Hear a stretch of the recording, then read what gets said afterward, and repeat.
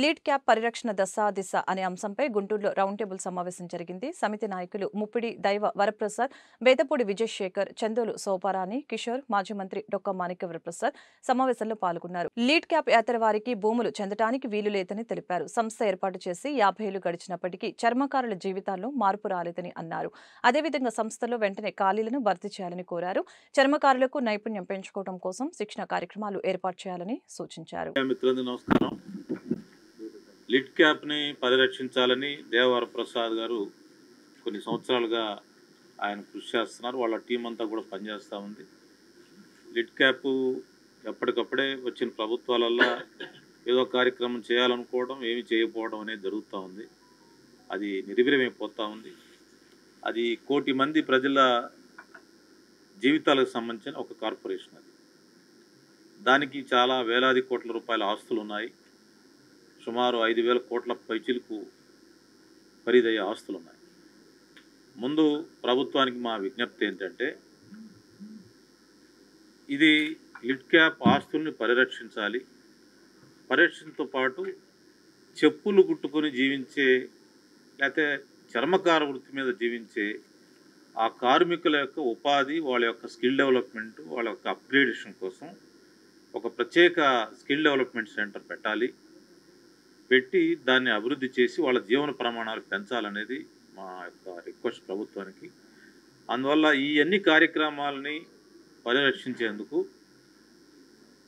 ఈ లిడ్ క్యాప్ని ఒక షేప్లో గతంలో చంద్రబాబు నాయుడు గారి నాయకత్వంలో దీనికి ఒక మలుపు అనే కార్యక్రమం ద్వారా వారు దీన్ని కొంత షేప్లో తీసుకొచ్చారు, ఒక ప్రయత్నం చేశారు.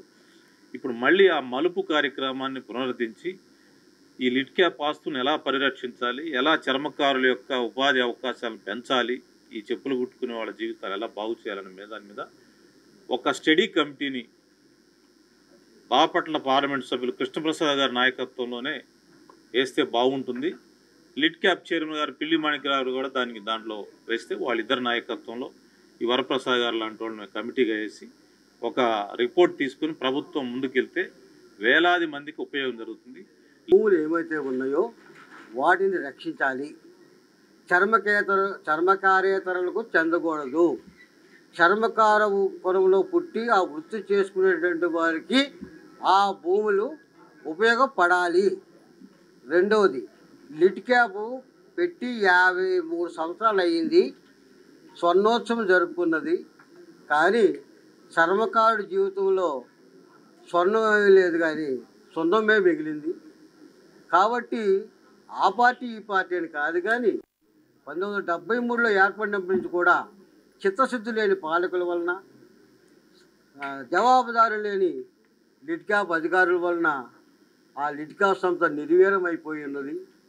దానికి కారణం ఏంటంటే ఒకటే కారణం, అది చర్మకారుల ఉపాధికి ఉద్దేశించబడింది కాబట్టే నిర్లక్ష్యం గురైంది అని నేను భావిస్తూ, అయితే ఆ లిడ్ క్యాప్ 600 మందితో స్థాపించబడినప్పటికీ ఈ యొక్క విభజిత ఆంధ్రప్రదేశ్లో మనకు 221 మంది అప్రూవ్డ్ పోస్టులు ఉండాలి, పర్మనెంట్ పోస్టులు. కానీ ఇప్పుడు గత 53 ఏళ్ళ నుంచి రిటైర్ అయిపోతున్నప్పటికీ కూడా ఏ ఒక్కరిని కూడా రిక్రూట్ చేయకుండా అసలు ఎందుకు చేస్తున్నారు? లిడ్ క్యాప్ని ఉంచారా, మూసేస్తారా?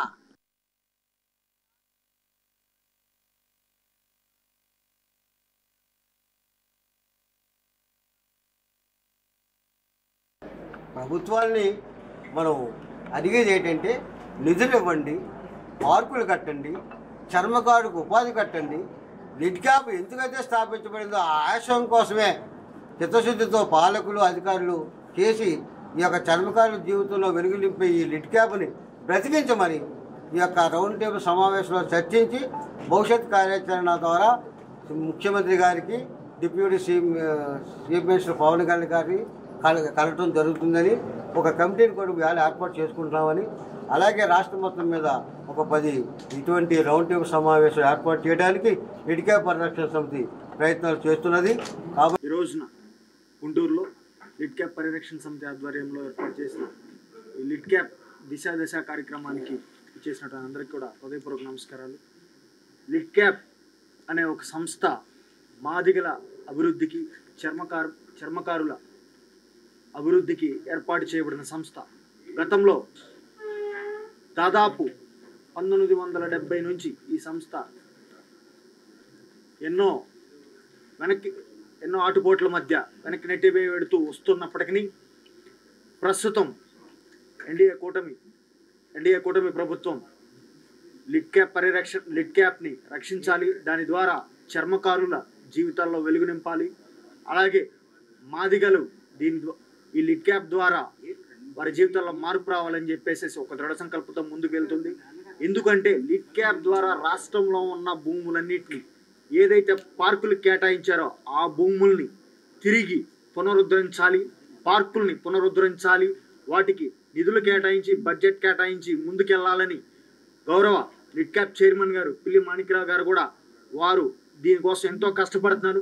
ప్రభుత్వం గౌరవ ముఖ్యమంత్రి వర్యులు నారా చంద్రబాబు నాయుడు గారితో, అలాగే గౌరవ ఉప ముఖ్యమంత్రి వర్యులు పవన్ కళ్యాణ్ గారితో మాట్లాడుతూ ఈ లిడ్ క్యాప్ సంస్థకి నిధులు తీసుకొచ్చి ఖచ్చితంగా రాష్ట్రంలో లెదర్ పార్కులు నిర్మించి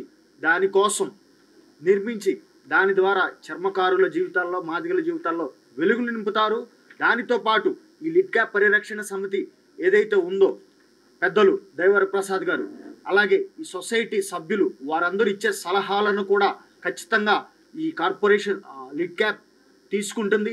అలాగే ప్రభుత్వం కూడా వీరిచ్చే సలహాలను సూచనలను తీసుకొని అంతిమంగా చర్మకారుల జీవితాల్లో వెలుగు నింపే దిశగా ఖచ్చితంగా ఒక ప్రణాళిక రూపొందించి ఆ ప్రణాళికతో ముందుకు వెళ్తుందని చెప్పేసి తెలియజేసుకుంటూ నన్ను ఈ కార్యక్రమానికి ఆహ్వానించిన పెద్దలందరికీ కూడా హృదయపూర్వక ధన్యవాదాలు.